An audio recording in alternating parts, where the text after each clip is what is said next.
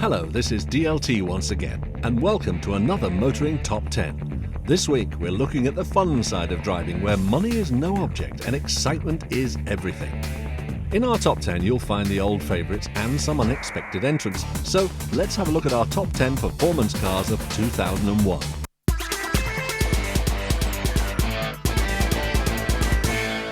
In at number 10, the big brute from the US of A, the Chevrolet Camaro. The Chevrolet Camaro is seen by some as a poor man's Corvette, others as a means of getting an astonishing muscle car on your drive for affordable cash.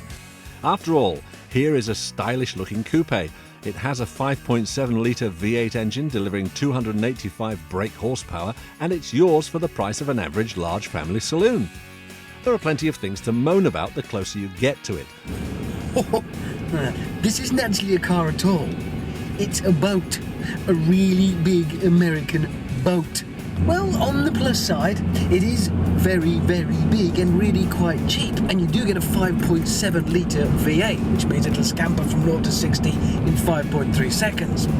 Only thing is, God knows what direction you'll be pointing in after 5.3 seconds. Now, there's absolutely no point in my romping out to the hills and country lanes in this thing, because I'll crash.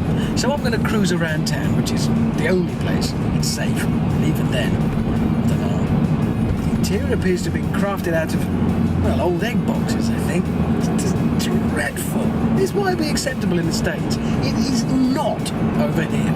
The Chevrolet Camaro is available in this country in left-hand drive and gives you a real affordable taste of American pie.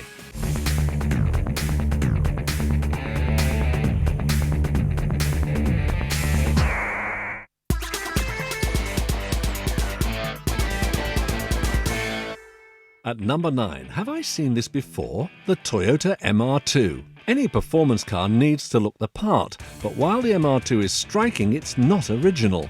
The wheel arches are reminiscent of the Audi TT, and the back end has Porsche Boxster written all over it. It's once you get inside that you realise Toyota's designers have completely lost the plot. They couldn't decide what look they were going for, so they've chucked the lot in. You've got deep dials like you'll find in the 156. There's an influence from the Audi TT and certainly from Toyota's Celica. And just look, the dashboard has developed lovely dimples and cellulite. And as for these nice plastic grab handles, well, I'm sorry, but they're straight out of a disabled toilet. The whole feeling is dull and there's far too much black. But I can forgive all of this if the car is as much fun to drive as they promise it's going to be. Well, Ginny, I can tell you it is. The Toyota MR2 is a superb handling mid-engine two-seater. It's lightweight, and the engine which it shares with the Celica gives it eager performance, which, when combined with the sharp steering and excellent grip, gives a good drive. The one thing that really lets it down is the appalling lack of any luggage space. Now, of course, it's mid-engine, so there's no boot. There is space at the front, but that's made absolutely tiny by the fact that the space saver just about fills it up. So that really leaves you with 2 cubby holes behind the seats. And they're so small that you'd struggle to fit a bag of shopping in, let alone an overnight bag. It makes the MR2 a very impractical car to buy, and future owners will have to think really carefully about it before they decide to buy one. But is the MR2 enough of a driver's car to make up for the fact that it really is so impractical? Well, I'm afraid the answer is no. It's a great fun car to drive, but it doesn't have the raw appeal or the skilled handling of something like the Elise. And while it is without doubt a better drive than either the MX-5 or the MGF, it doesn't offer the all-round practicality that both of those two can. So, about £19,000. This car gives reasonable performance for the money. But if this is your only car, the practicality lets it down badly. You can always fit a trailer to it, but that would be just daft.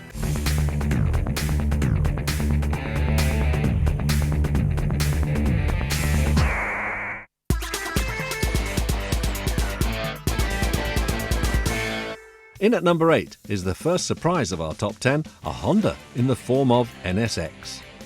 Shelling out about £75,000 for only a Honda seems rather extravagant, but when that Honda is a magnificent NSX, the investment seems fairly attractive.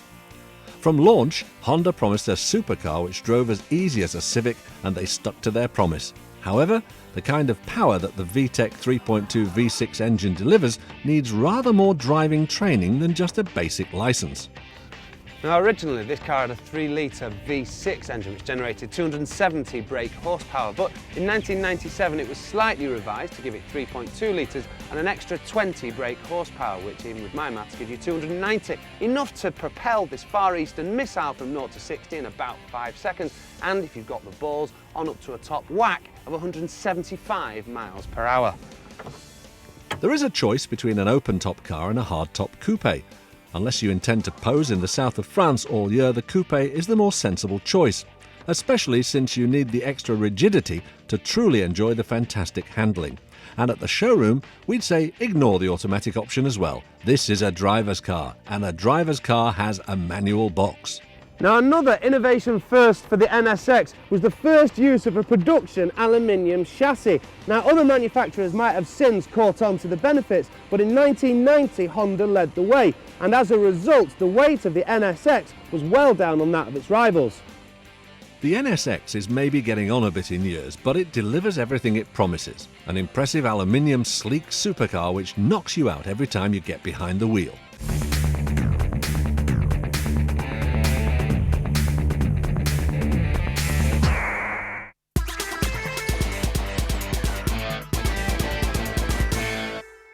At number 7, all good things come in small packages, including the Lotus Elise. We've all heard the phrase less is more. In Lotus's case, this really is true. The appeal of the Lotus Elise is in its starker simplicity and style. An aluminium chassis and glass fibre body combine to achieve weight of about half of that of the average family car.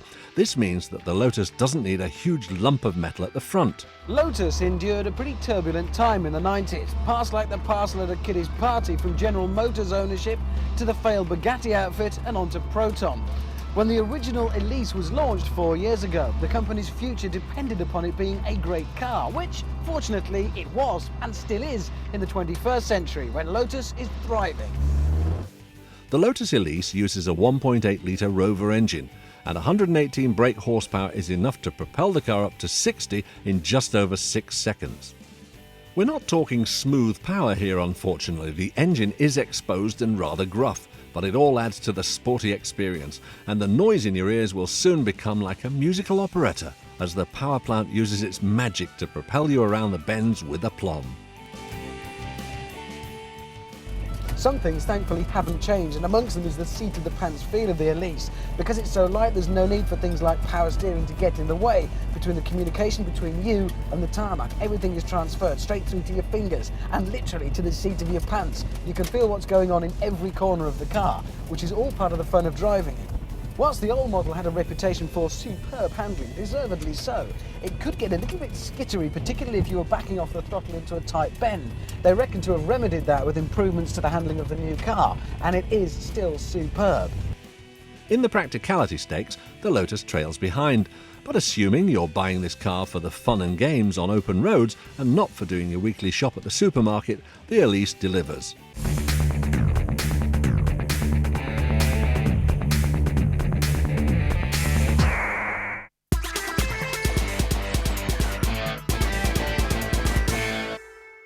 At number 6, shaken, not stirred, it's the Aston Martin DB7. Now pay attention. Your Aston Martin DB7.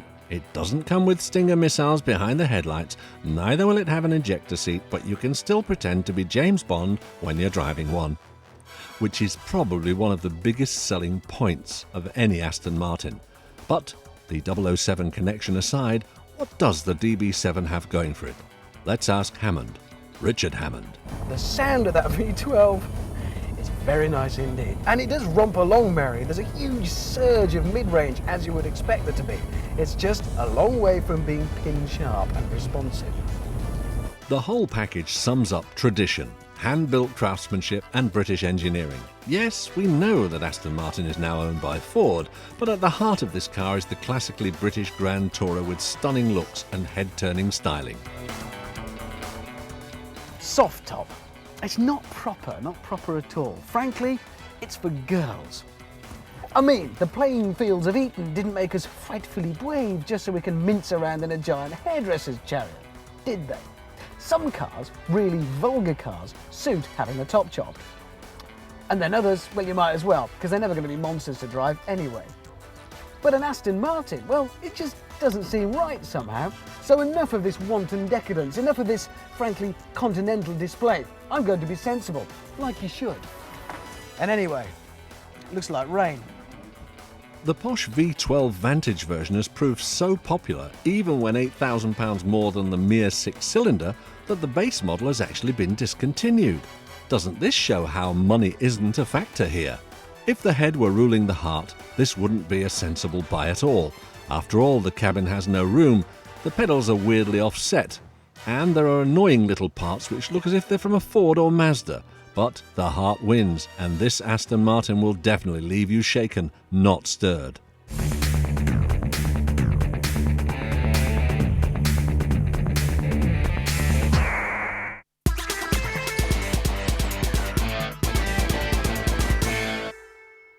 At number 5 is the second Honda in our top 10, the S2000.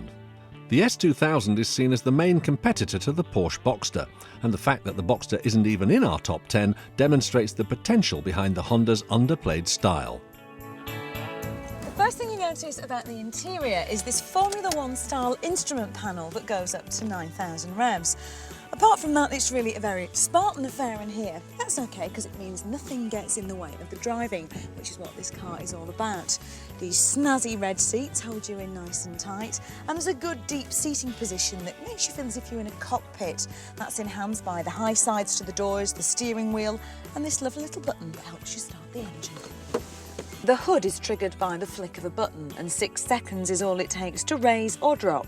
Perfect for our British summertime.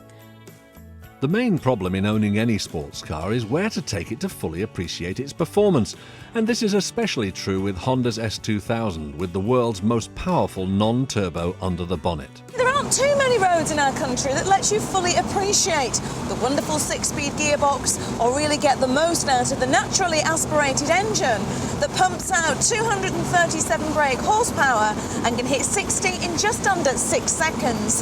And that's such a shame. The thing about a great sports car is that it should turn you on the minute you climb aboard and get better from that point on, whatever speed you might be doing. And the problem with the S2000 is that you have to thrash it well beyond the speed limit to truly appreciate what it's capable of. And at £28,500, it seems like an awful lot of money just to lose your licence.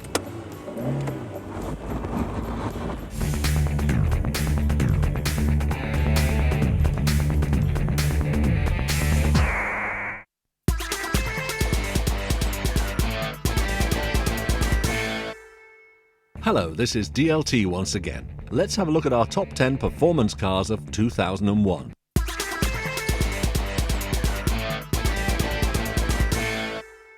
At number 4, and no, it's not the boy band from Carlisle, it's the 911 from Porsche.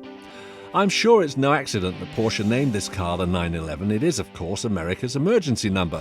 I'm sure police around the world would love to have a Porsche 911 as a cop car. I know many, many people, however, who are glad they don't.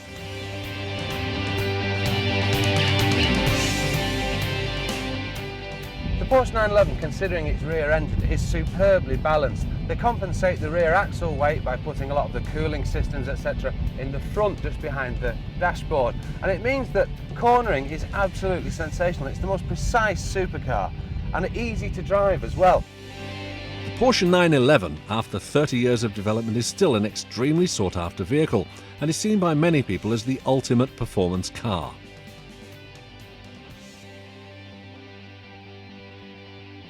The 911 is, and always has been, it's a triumph of engineering over design. They obviously started with the shell and said, right, put an engine in there now. And they went, are you crazy? But somehow they managed to do it, and it's incredible. What makes it so different is Porsche's insistence on keeping the original rear engine concept. For the latest version of the 911, styling has been revamped, which helps to tell the world you've got the latest version, but also enough to keep the purists happy. The shape is definitely Porsche. Now, we know you'll get your neighbours gawping, but will you impress your girlfriend in the passenger seat? In a word, fantastically. The first thing you'll notice when getting inside is the plentiful use, let's say, of leather and Alcantara, which is on the ceiling for some reason. If you find yourself looking at that, you've done something seriously wrong. Leather is everywhere, and it is finished beautifully, hand-stitched all the way around. Obviously with a luxurious car like this, you get a multi-play CD player, satellite navigation system, cruise control, air conditioning, you name it, we've got it. There's even a cigarette lighter should you smoke. Of course it's all there, and it should be for a car costing £86,000. But on a car like this, it's all about how it drives. The latest version gives you a more sophisticated package with a better driving position and more refinement without losing one part of the driving experience. A true living legend that you really can drive.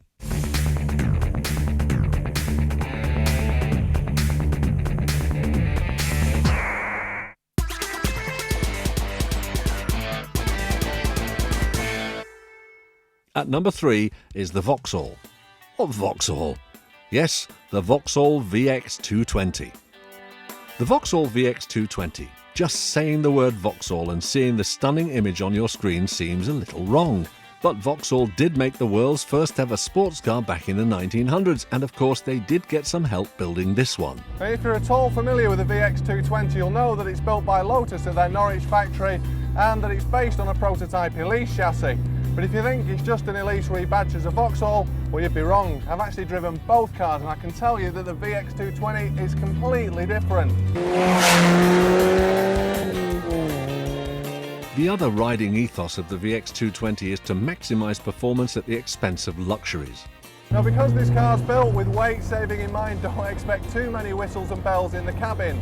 Heater, yes, but electric windows and air conditioning, no. But who needs aircon when you've got the whole world out there? Vauxhall were determined to make an exclusive car that really would turn heads, and they've succeeded incredibly. And with only 1,000 on sale each year in the UK, the VX220 has become very exclusive, and it exudes desirability. Now, the biggest difference the VX220's got over the Elise is with the engine. There's no 1.8K series up front. Instead, we've got a 2.2 litre aluminium unit producing 145 brake horsepower. Now, that doesn't sound a lot by today's standards, but this is where the weight factor comes in, because when you stick 145 brake into a car that only weighs 875 kilograms, the performance is fantastic. 0 to 60 takes under 6 seconds, and it'll take you onto a top speed of 137 miles an hour.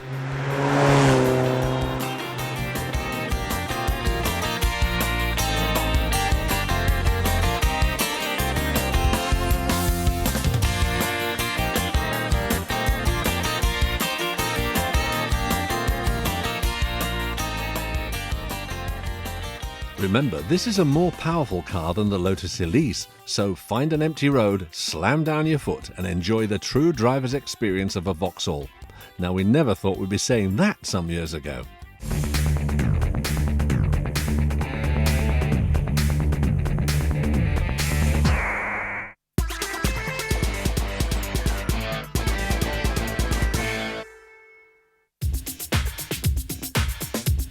At number 2.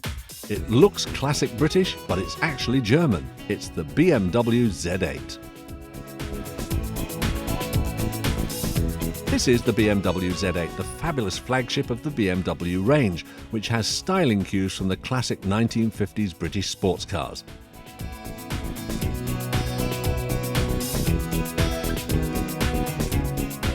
There aren't many of these beauties around. BMW only allowed 60 into the UK in 2001.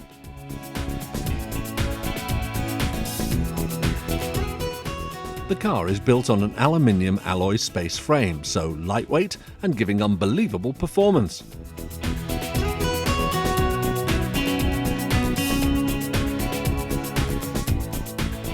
Inside the Z8, the retro theme continues with a huge chrome and leather steering wheel and beautiful seating.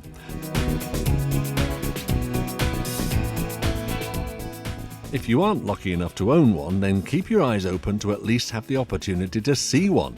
But be quick, because it will.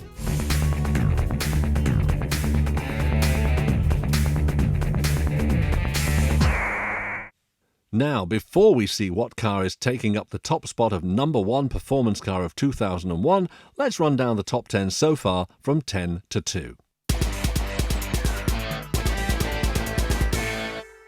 At number 10, the all-American left-hand drive Chevrolet Camaro. In at number 9, what do you get if you cross a TT with a Boxster? The Toyota MR2. At number 8, 75 grand for a Honda? Well, this one's worth it. The Honda NSX. And at number 7, less is more with the Lotus Elise. At number 6, you'll be shaken, not stirred. It's the Aston Martin DB7. At number 5, put your foot down but don't get caught. The Honda S2000. In at number 4, there's not a boy band in sight.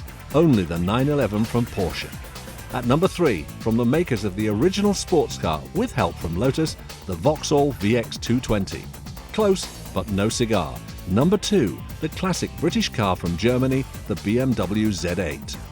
And so, on to the number 1 performance car of 2001, as voted by the editors of the UK's top auto magazines.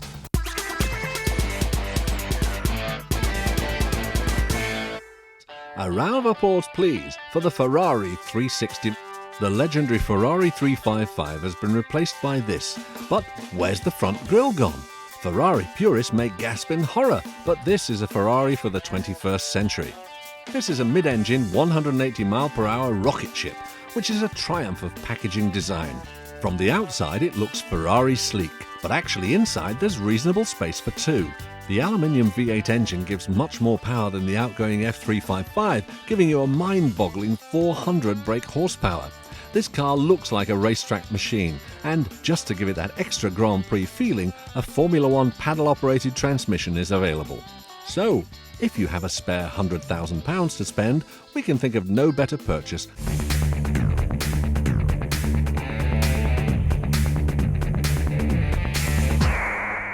This has been Dave Lee Travis. Thanks for watching. Join me next week for the top 10 convertibles.